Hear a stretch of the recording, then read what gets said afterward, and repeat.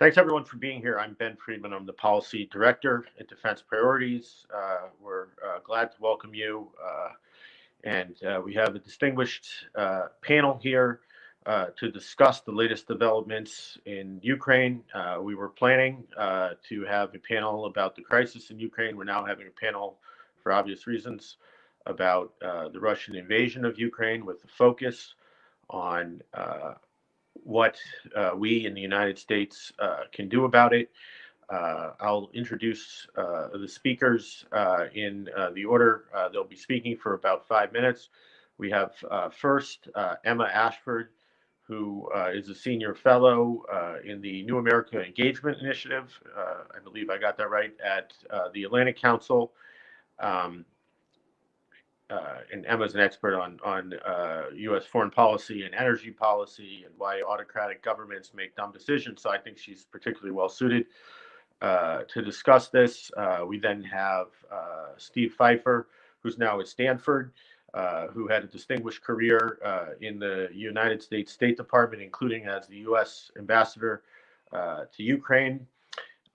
And third, we have Rajan Menon, who's the Director of Grand Strategy at Defense Priorities, was a longtime professor of international relations, who's a co-author of a book about U.S. policy towards Ukraine, and has another book on the way. So we have a good panel, and I'd like to get out of the way and let them speak. So Emma, go ahead. The floor is yours. Great. Well, thanks so much for having me today and for convening the panel. I wish it was under better circumstances. Obviously, what we've seen in the last 24 hours has been, at the same time, unsurprising and also shocking. We have seen a Russian invasion of Ukraine, at least as far as we can tell right now, that corresponds to some of the worst case scenarios that were being thrown around, over the last few weeks as we saw this Russian military buildup. So major Russian incursions into Ukraine, attempts to strike at the capital, Russian air and missile strikes directed at military assets and airports and other sensitive areas in Ukraine. So effectively a large-scale ground war in a major European country. And we just heard, the U.S. response, again, has been very much what was expected, what people would have told you a week ago was probably coming down the pike. And that's, I think, because the Biden administration did a pretty good job of signaling up front what sanctions they would impose if this happened. And we just heard the president confirm that, yes, the administration will be sanctioning a number of big Russian banks, cutting them off from Western financing, more sanctions on Russian elites, and then in particular, a focus on export controls to cut Russia off from some high-tech imports.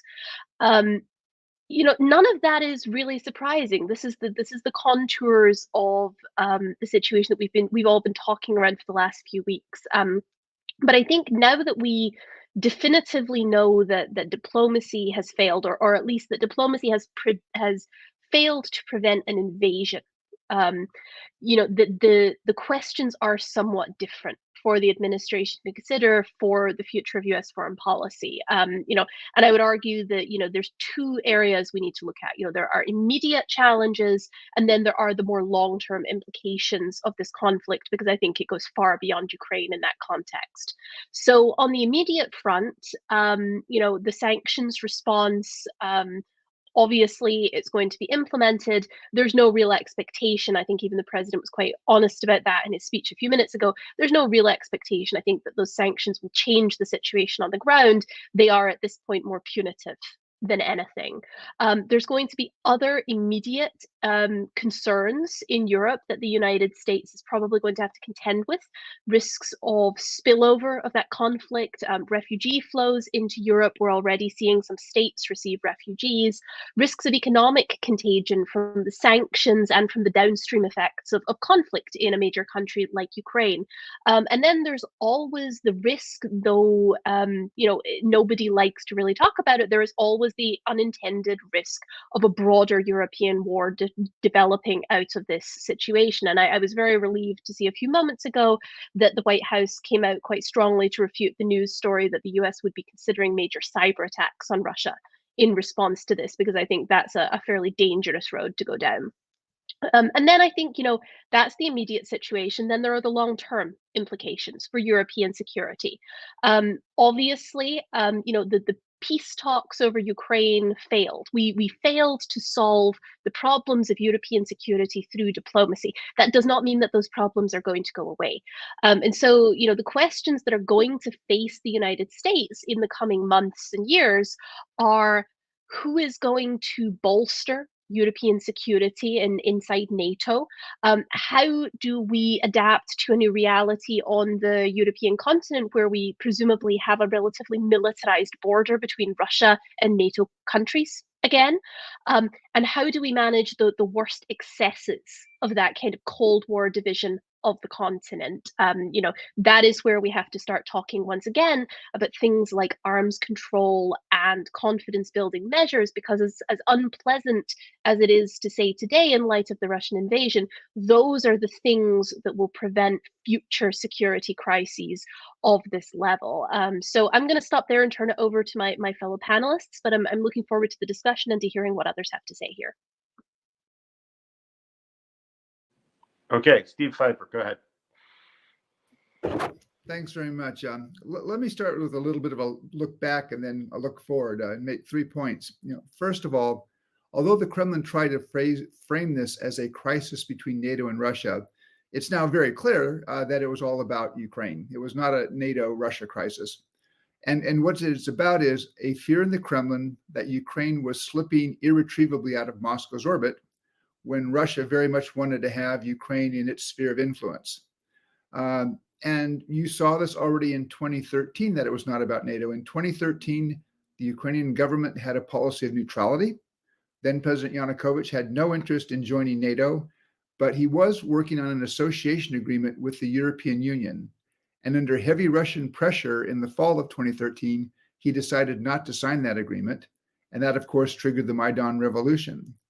But the issue here is that the Kremlin fears a Western-oriented, democratic, economically successful Ukraine, because that kind of a Ukraine is a nightmare for the Kremlin, because it will cause Russians to ask why they can't have the same kind of political voice and democracy that Ukraine has. And unfortunately, we now see Vladimir Putin sending the Russian army into Ukraine to prevent that. The second point I would make is that if you look back over this crisis over the past 3 months, it's very clear that the Russians showed no real interest in diplomacy, but instead escalated at every opportunity. There was a diplomatic off-ramp on offer from the United States and the West. It included a mix of arms control measures, risk reduction steps, confidence and security building measures, and transparency measures, which applied on a reciprocal basis could have made a genuine contribution to European security, including to the security of Russia.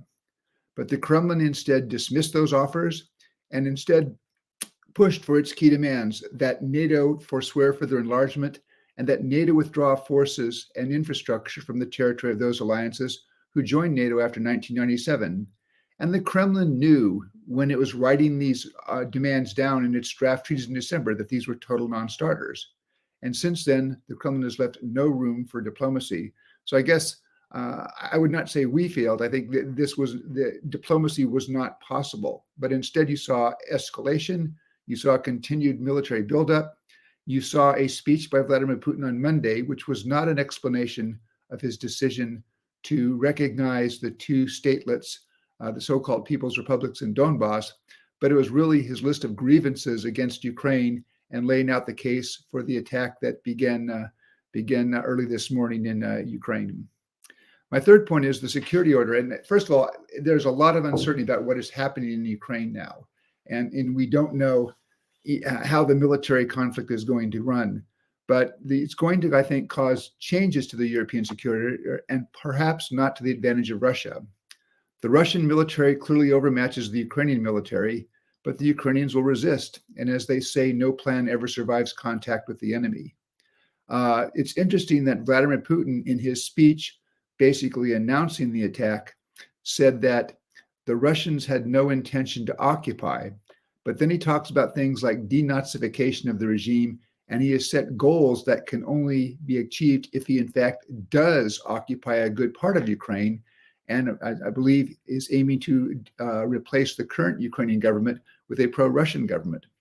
The problem that it has for Russia is that no pro-Russian government in Kyiv can survive 5 minutes after the Russian military leaves. So the Russian military may be facing an occupation with a hostile, angry population that has been spending the last month arming itself. Now, it's good to see that the United States and Europe are now coming to recognize the challenge. The Biden administration has been very focused and leading in terms of the consultations and coordination effort with allies.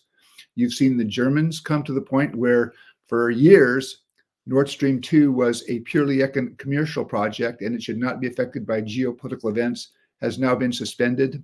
And although I was not at the Munich Security Conference last weekend, I've heard from several people who were there that the core of the conversation was there's a recognition this is not the Russia that we were hoping to have. This is Russia that we're going to have to treat in a very different way. Heavy sanctions are now being rolled out. I agree with Emma. They aren't going to be able to deter Russian actions, but their objective now should be to inflict maximum pain on Russia, because the West needs to signal to Russia that these kinds of actions, an attack unprovoked and unjustified on a neighbor in the 21st century in Europe, is simply unacceptable. I expect NATO now will take steps to strengthen its posture. You will see troop numbers go up in the Baltic states, Poland, Romania. It may well be time for NATO to consider jettisoning the 1997 founding act with Russia and consider converting what have been rotating deployments to permanent deployments. We've seen over the last 6 months that Russia has used energy against Europe. They are providing energy that they are required to provide, or gas that they're required to provide under long-term contracts only. They are not providing gas for spot sales, despite the fact that the prices in Europe are so high that there are huge profits to be made. And hopefully this leads Europe to look at alternatives and perhaps accelerate its conversion to green energy. Replacing Russian gas will not be easy, but there is a big risk here for Gazprom, because the gas that now goes to Europe can't be easily swung to China or to other purchasers. I think the result of all this could be a hardened, more robust NATO, closer US-EU links, and I fear we're going to see a deep freeze coming in West-Russia relations. I agree with Emma that at some role, diplomacy does have a role to play in terms of trying to manage these differences and manage the competition, but I think it's going to take some time before diplomacy can be effective. You're going to first have to have signs that Russia is moving to de-escalate the crisis in order for diplomacy to go forward, and even then the diplomacy will not be easy.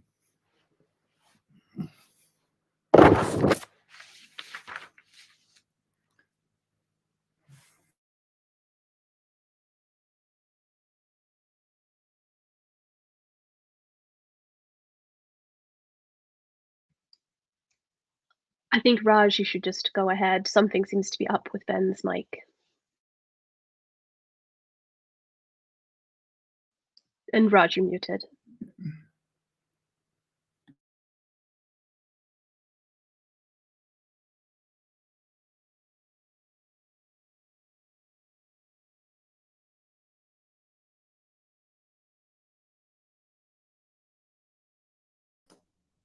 Can you hear me now? Good, good, good. Okay.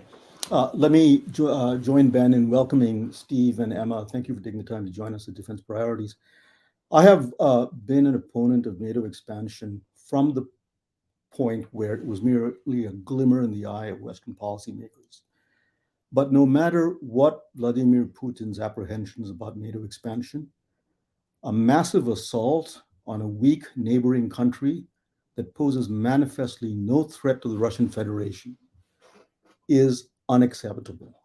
This is not a preemptive war where a state is manifestly taking steps to attack another state. This is a preventive war, one state imagining some hypothetical circumstance in which something could happen. Those who were opposed to the Iraq War, as I was, should be opposed to this one. Why? If we enter a world where major powers can launch preventive wars on some imaginary scenario, we will be in very dangerous territory. The United States did it in 2003. Russia has done it in 2022. Down the road, perhaps China will do it, then India, then maybe Israel with a preventive attack on, let's say, Iran. That would be a very dangerous world.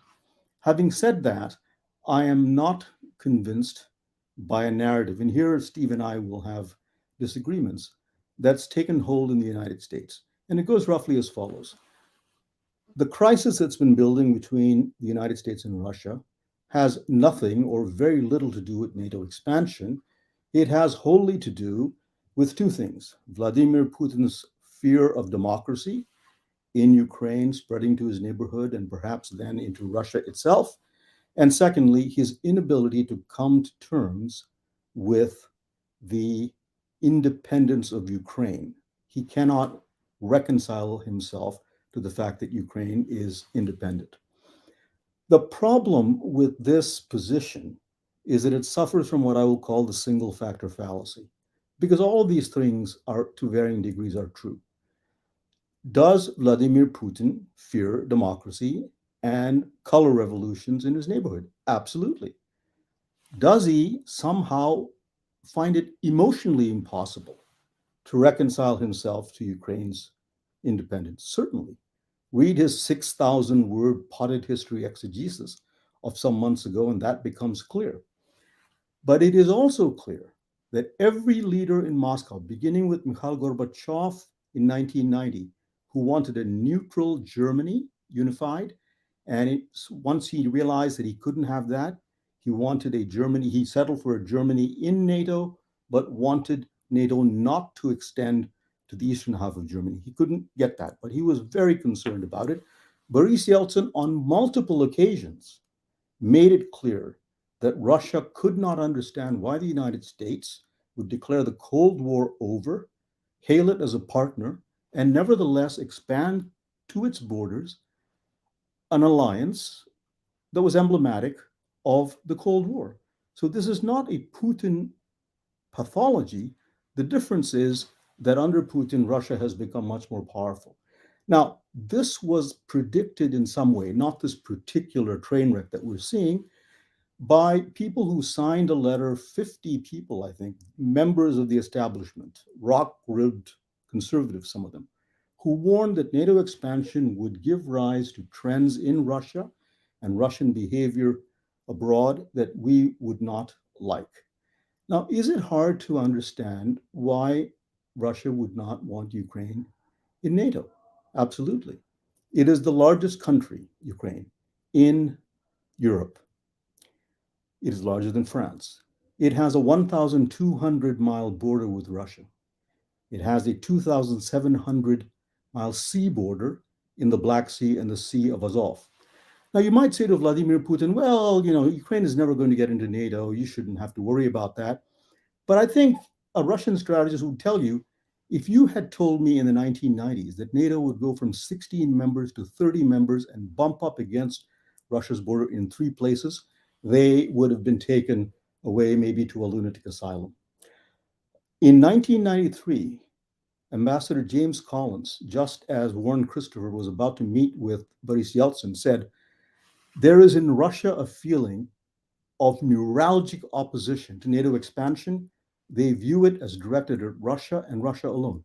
2008, William Burns, now the head of the CIA, then ambassador to Moscow, wrote a cable just shortly before the Bucharest summit that opened the door, by the way, to the admission of Ukraine and Georgia, in which he again used the word neuralgic and emotional, but said, for strategic reasons, there is a particular concern about the admission of NATO and Georgia and Ukraine to NATO.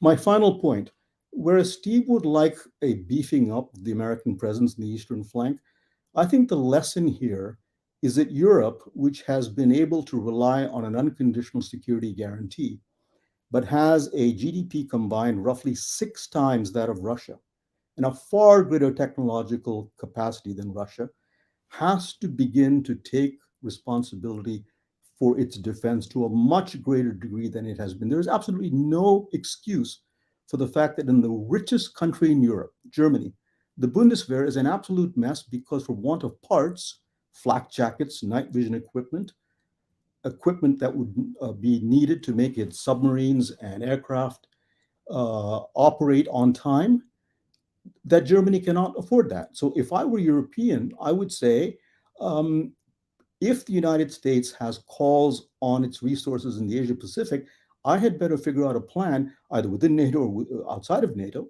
to do more on in my own defense. So I will leave it there, Ben.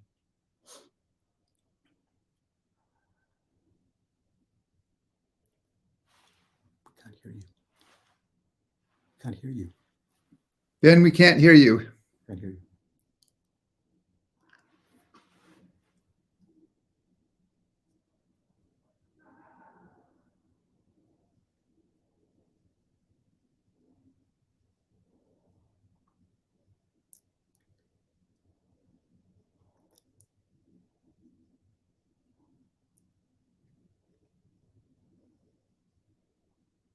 Ben, tell me if you can't unmute, and I'll step in and both moderate and participate. I am unmuted.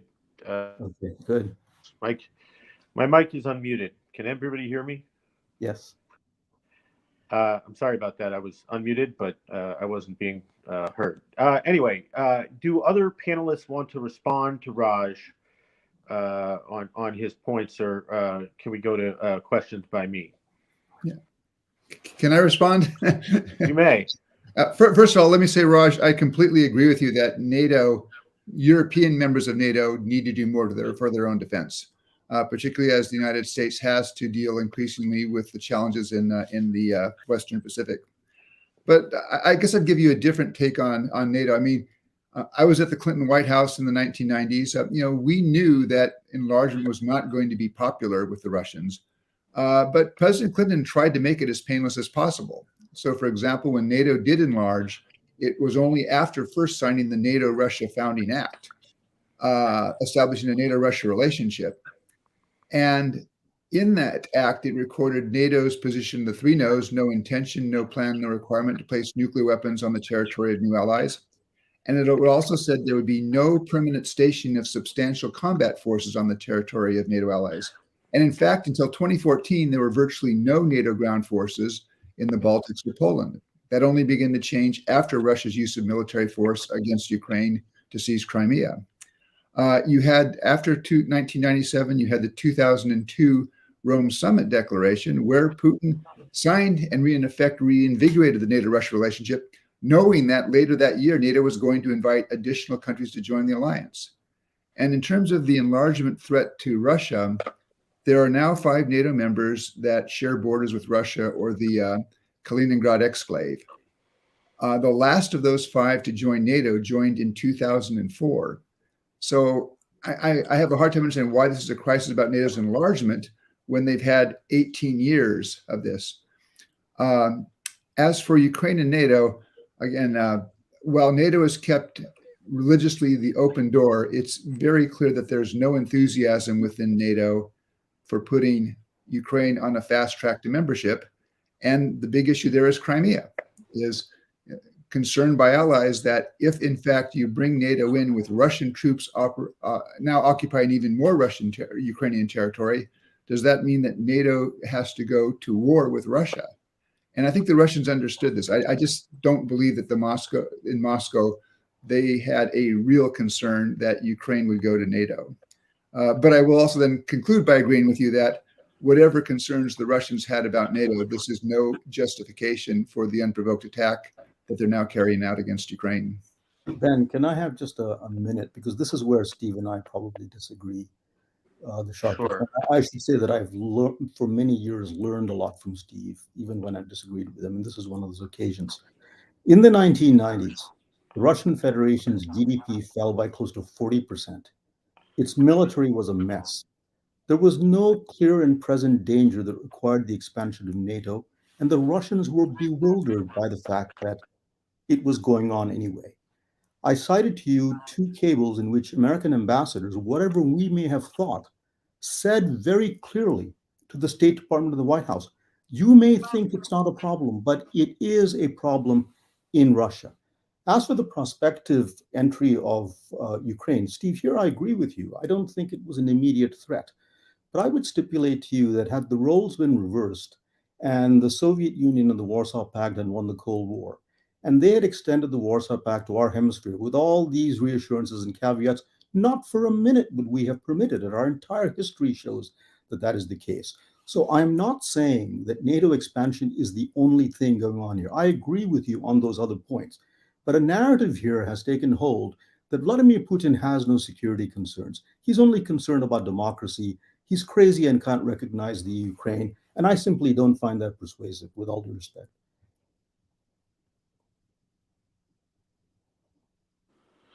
Hopefully I'm unmuted now. Am I unmuted?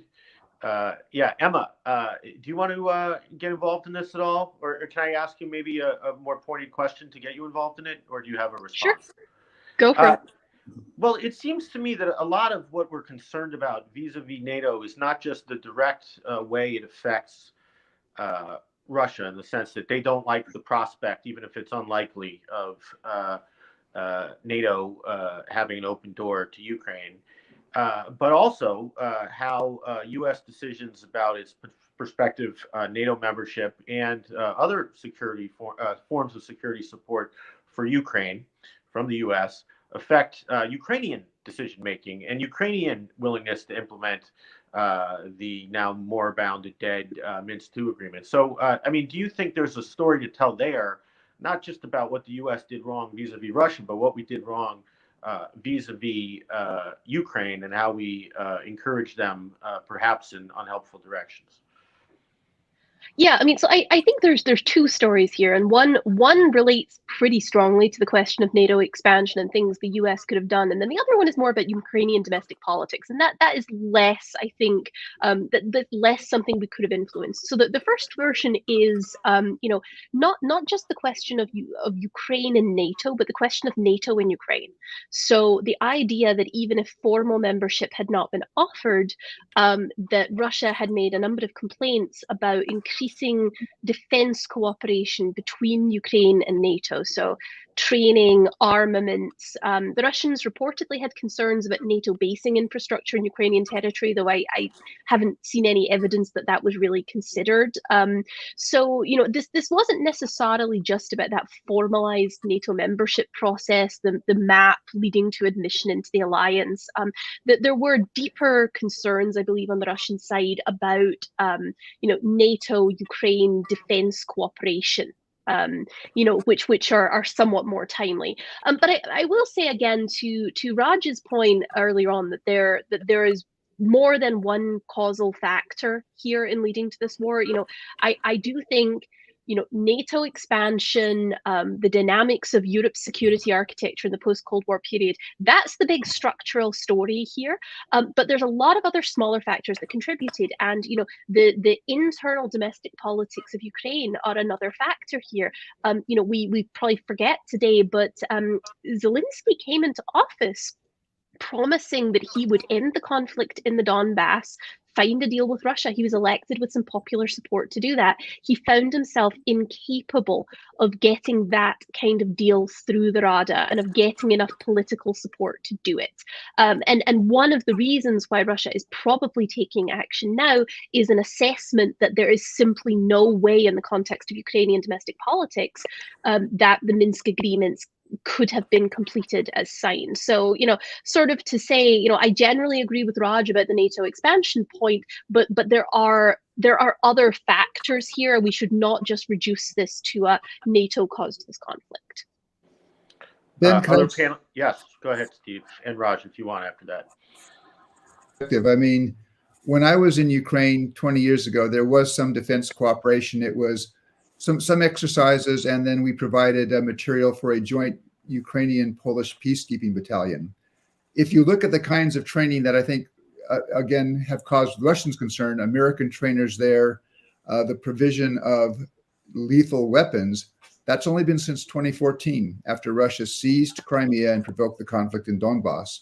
And again, I other than the trainers which were based at Yavoriv, which is as far west you can be in Ukraine and still be in Ukraine, there hasn't been any effort by the United States to build a basing structure in Ukraine. But I would object to or take a different view of the point about the Minsk agreement.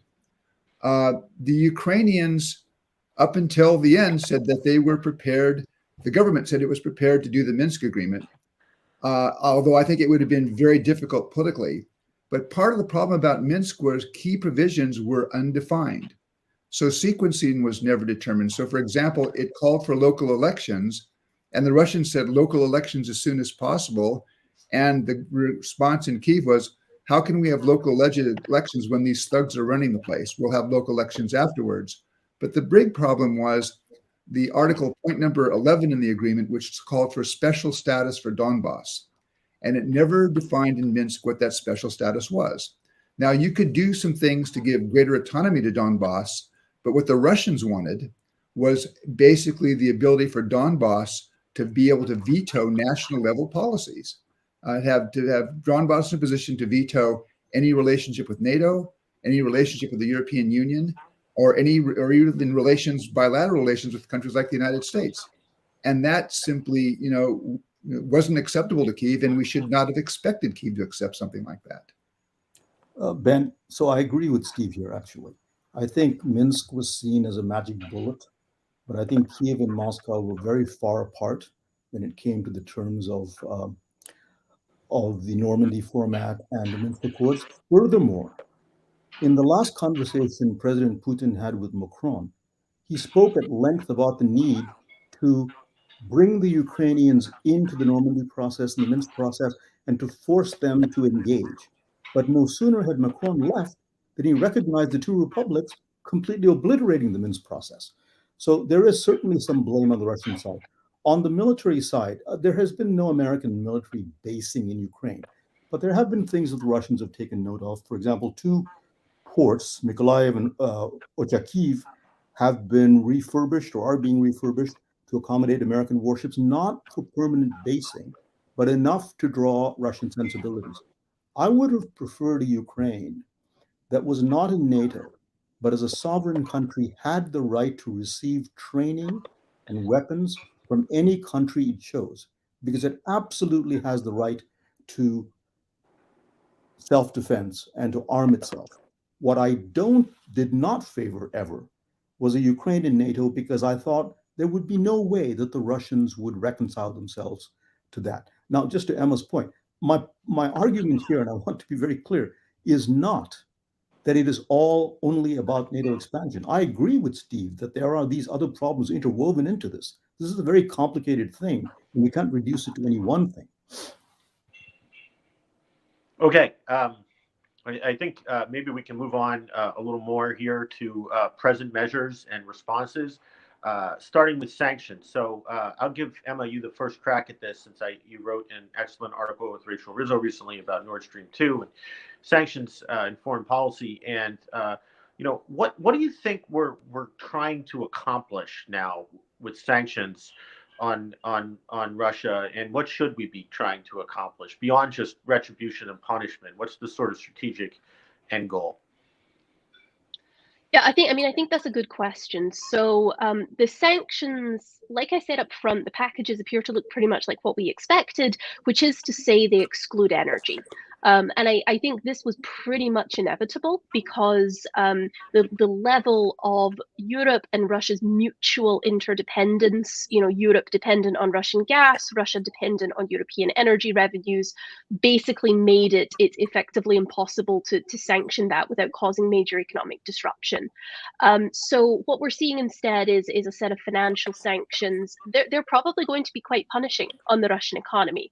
But I do think at this point, these aren't coercive sanctions. These are pretty much punitive. We did see in Biden's speech, an inkling of another rationale.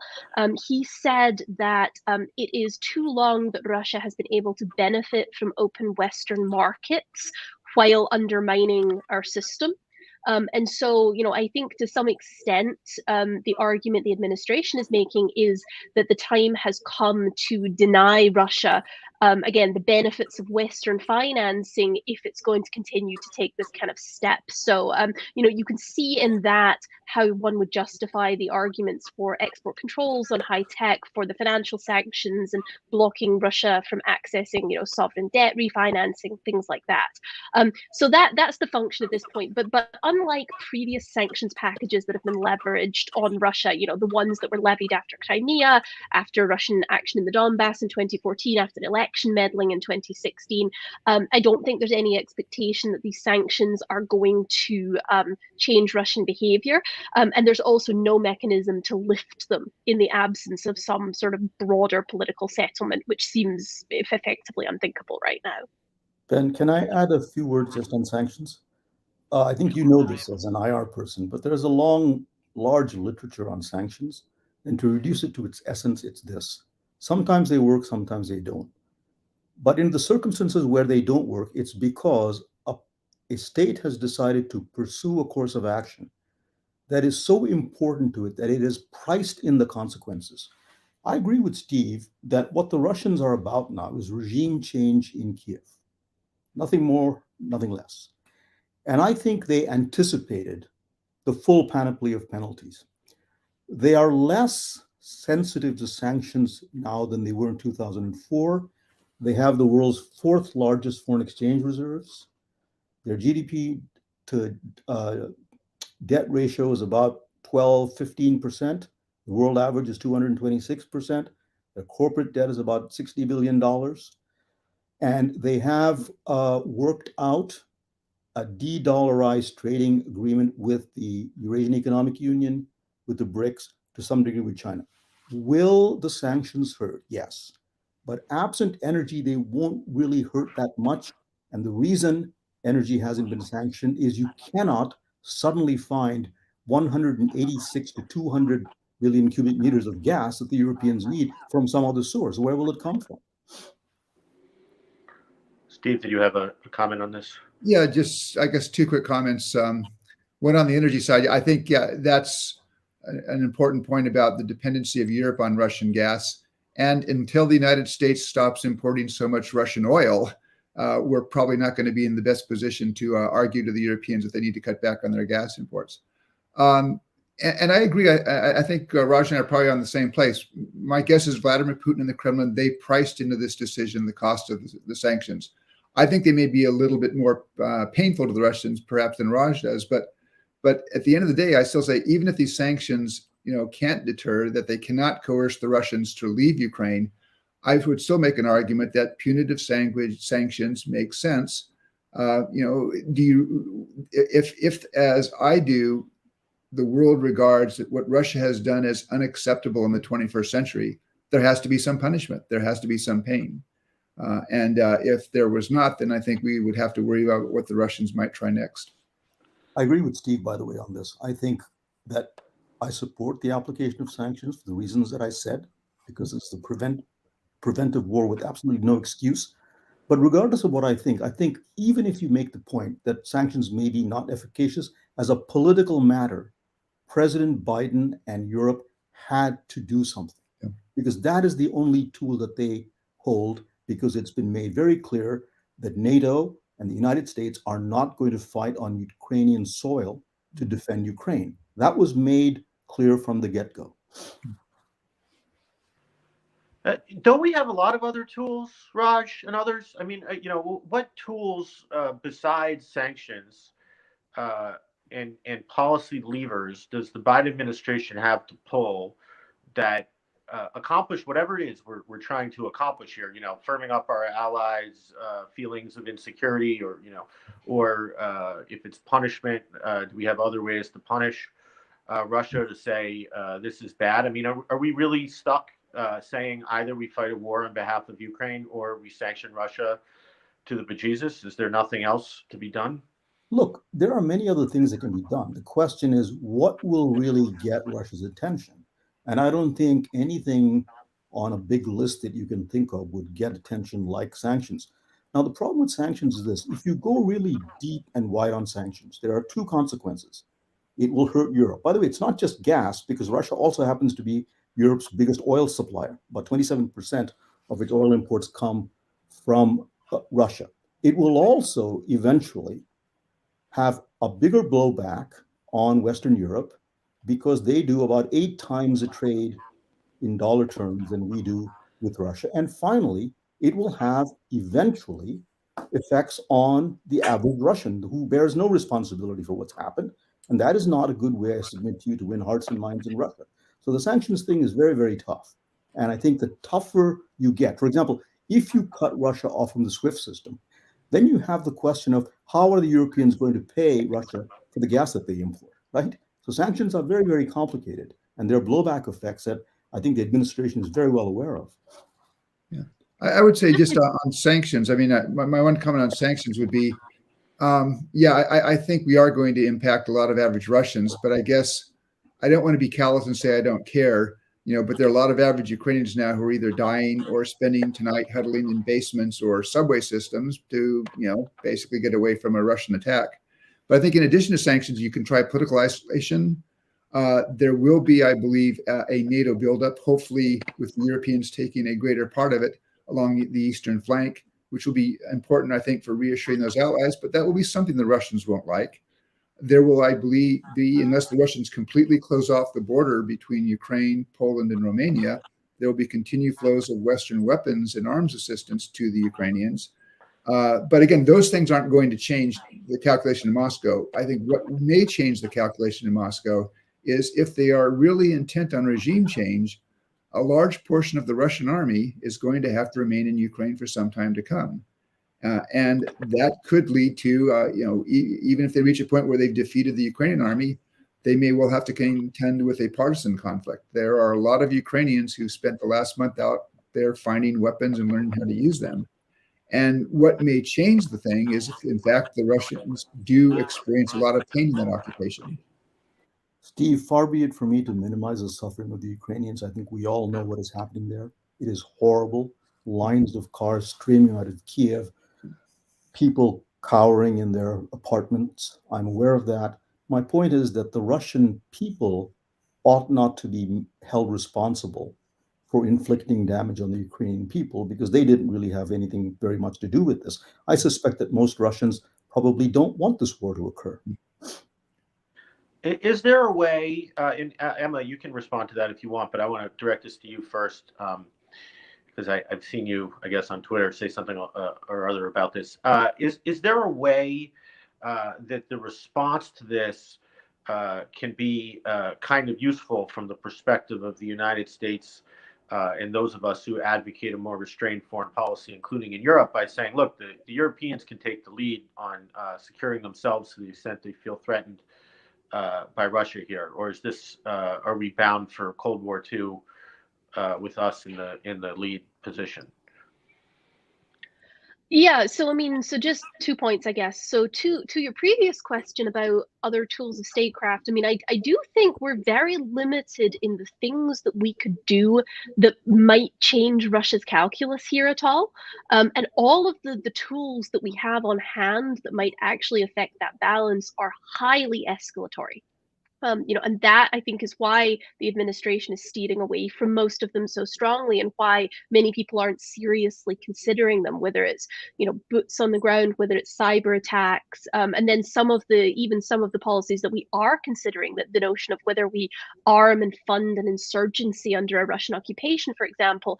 These are difficult questions because these are things that could end up escalating this into a broader conflict. And so, the tools that we have, we can use them to do other things. We can use them to mitigate the spillover of this conflict. We can use them to try and punish Russia in other ways.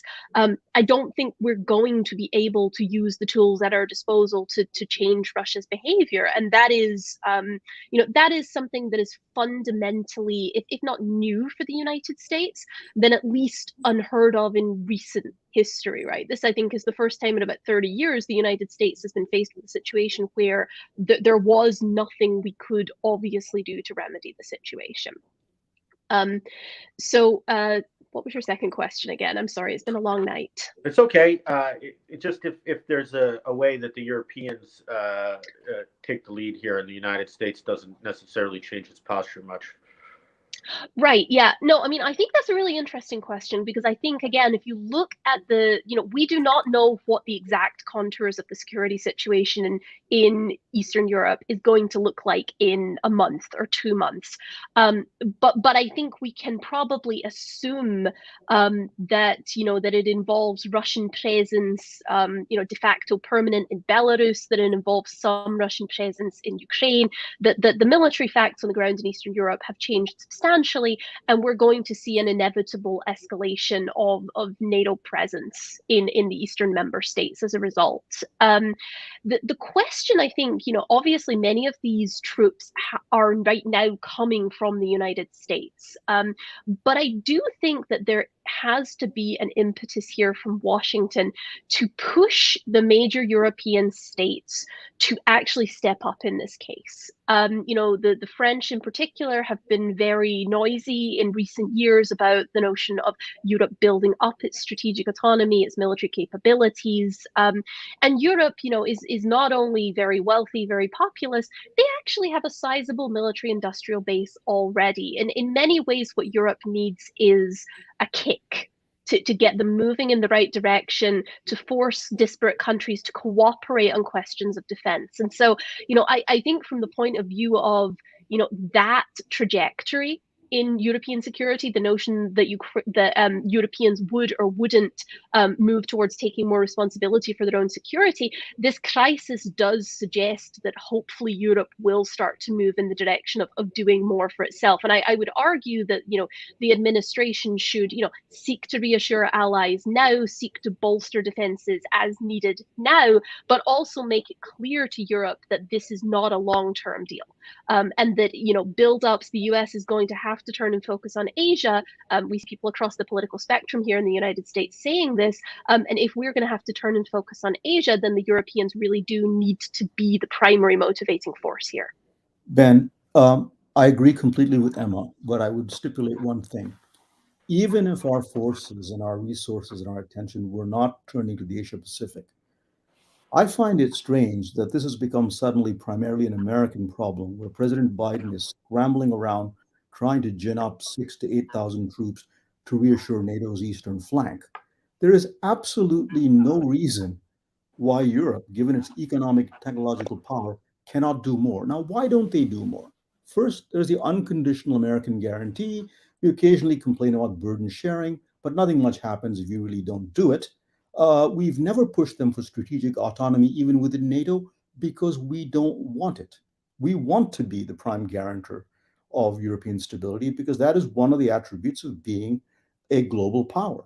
So we are culpable, but they are culpable. But this is fundamentally, if you look at the map, I think this ought to be owned by the Europeans as a problem they deal with, if only for their own good, because I think counting on the United States as a long-term protector and arguing that Russia has become a security threat and keeping the status quo in terms of military spending just beggars belief as a mode of strategic thinking.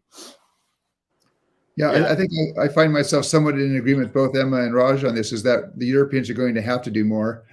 Although I still think that for the foreseeable future, the US will still play the leading role. I mean, for all the talk, particularly by the French, of strategic autonomy, the Europeans haven't quite figured out how to do that. So there will be a leadership role for the United States. But again, I would agree that they need to bear more of the burden.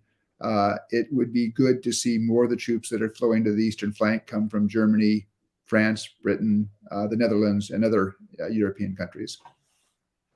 If I could just bring us back to the Ukrainian leadership for a moment, I want to direct this initially to you, Steve.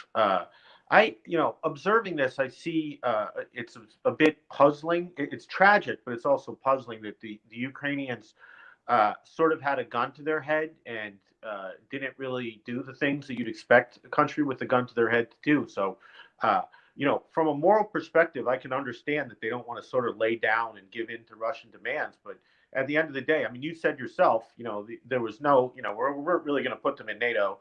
It was pretty obvious to everyone paying attention that when the bell rang, as it did yesterday, that nobody was going to be in their corner helping them. And yet they have this domestic politics, which Emma already described, maybe as a result of what happened in 2014 or whatever, where they didn't seem capable of appeasing Russia, which is sort of what it seems to me their sovereignty required. Like in international politics, we say states react to pressure, or they really ought to, but it doesn't seem like they did. So what happened? Well, I guess, I mean, if you look at the period immediately before the Maidan Revolution from 2010 to 2013, when you had Viktor Yanukovych as president, some call him pro-Russian. I disagree. I think he was pro-Yanukovych. but he pursued policies that were more favorable to Moscow. So he didn't pursue a relationship with NATO. I think what changed, though, was after and up until 2009, 2010, you can actually find statements by senior Russians saying, we don't mind Ukraine's relationship with the European Union. Something changed, whereas 2013, they came up very hard on that, opposed to that. And so I think the Ukrainians, though, since then have said, well, appeasing Russia, what does that mean? Does that mean giving up Crimea? Does that mean giving up Donbass? And I think really the governments there's substantial, I think, public pressure now against that kind of appeasement. I mean, if you went back 10 years in time, just the NATO question for one more moment, the polls would show maybe 20% of Ukrainians would want to see their country in NATO, which is about the same percentage when I was there in the late 1990s. In the last 2.5 weeks, I've seen polls showing 56, 59, and 62% of Ukrainians saying they want to be in NATO. That's because of Russian actions. Zelensky, when he became president, was pretty ambivalent about the relationship with NATO, and now he's been converted. So I think this is, to me, the mystery is I do understand that Russia would like to have Ukraine back in its sphere of influence, but I can't think of anything that's done more to push the Ukrainians away and towards the West than what the Russians have been doing the last 8 years. And I don't see how this policy, this attack is going to change that. Russia is going to end up, occupying a country that is usually hostile towards Russia, and this is going to take years or decades to get these two countries back to a normal relationship, if that. Ben, there's another problem. Poroshenko, the ex-president of Ukraine, and the present president of Ukraine, Zelensky, are deadly enemies. And were Zelensky to move towards some kind of appeasement, even assuming he wanted to do it, the blowback would be huge. I have Ukrainian friends who say, the best thing to do is let the Russians keep the Donbass. This is a ball and chain around our foot. It enables them to debilitate our economy. Let it go. But I submit to you that no Ukrainian leader can actually make that statement and probably politically survive because of the blowback and the electoral consequences. Yeah, well, it does seem that Russia's moves going back to 2014 have been counterproductive from its own perspective, unless it was their goal all along to wind up occupying all of Ukraine, which seems unlikely. Emma, do you have a comment on that? I know you're sort of an expert on why autocrats make dumb decisions sometimes. I have to say the last few days have been interesting and instructive. So the Security Council meeting, for example, that we saw on, I think it was Monday, where Putin staged this live but really pre-taped meeting with his Security Council, where he basically pushed elites to publicly state that they supported his course of action in recognizing the breakaway republics. It was very reminiscent of scenes that we've seen in other personalistic autocracies. I've seen Hugo Chavez on tape doing similar things, running cabinet meetings on TV. I read papers that were captured in Iraq after the fall of Saddam Hussein, where he would do similar meetings, not necessarily televised, but to bring the elites together and force them to support him. And I do think, again, in both Ukraine and in Russia, domestic politics do appear to be playing a significant role here. And in Russia, the role that seems to be being played is Vladimir Putin's increasing isolation from other sources of information. His decision-making circle appears to be getting smaller and smaller, and that doesn't bode well, I think, for his ability to see reality, think through problems rationally, and approach them in a good way. And as we've already noted, Russian policy over the last 8 years towards Ukraine has been extremely counterproductive in many ways. It's not clear this war is going to improve Russia's security situation. The danger with this kind of personalistic autocracy is always that you end up in those conflicts anyway, even if they're not purely rational.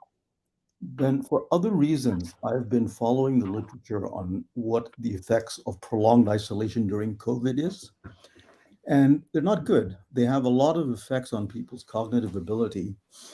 And Mr. Putin is in a bubble.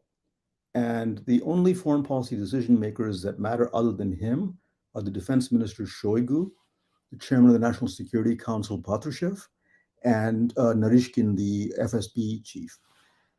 If you read his 6,000-word essay on Russia's relationship with Ukraine, it is completely bizarre. If you read his statement to the Russian people, which calls Ukraine a neo-Nazi state, it is completely bizarre. And then if you saw that meeting televised of the Security Council, where Narishkin gets up and stumbles and Putin scolds him like a schoolboy reminiscent of some cabinet meeting of Saddam Hussein, I really began to wonder, because Mr. Putin is 69 years old, that's not very old, but this seems to me a wild gamble, and he's gone much further than I would have ever imagined he would go. So mea culpa, I didn't see this coming. I know some very fine people who are 69 years old, Raj. With that, I want to we have to wrap up. Maybe everybody gets 1 minute to give their kind of final thoughts here. I guess we can go, so we end right on time.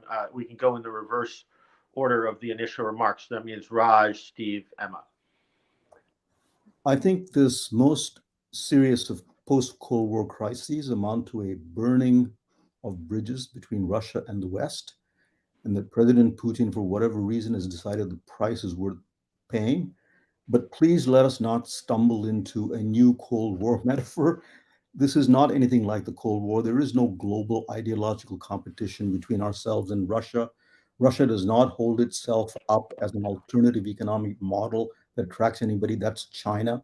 Its military capabilities are substantial, but far less than that of the United States. It has far, far fewer than that than the United States. So whatever we're headed for is not a new Cold War, but it is indeed notable and very significant and quite disturbing.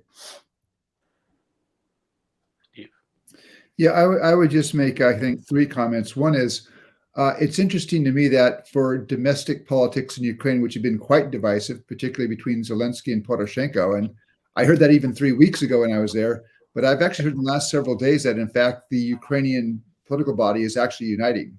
This is maybe one more unforeseen consequence of Russian action, is they are causing the Ukrainian political spectrum to come together in support of fighting against Russia.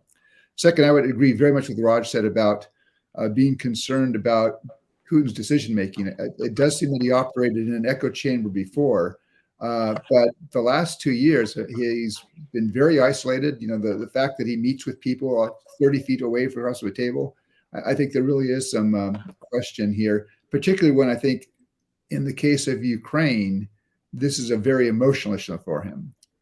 And so he may be not making quite the calculations that he might have made 10 or 15 years ago. And I guess finally, the last point is, I would agree, this is not going to be a Cold War. It's not the United States and the Soviet Union, but there still have to be, I think, policies by the West in the political, economic, and security area that signal that what Russia has done is not acceptable. And we're going to have to push quite hard. And it will probably be some time before regular diplomacy can begin to resume, and then get back to the sorts of things that we could do that could actually really address some of the underlying security fears, things like arms control and confidence and risk building reduction measures. Yeah, I think I'm perhaps even a little more pessimistic than both Steve and Raj about where we're headed. I mean, certainly this is not going to be exactly the same as the Cold War was, but I do think that we're headed back into something approximating that bifurcated Europe.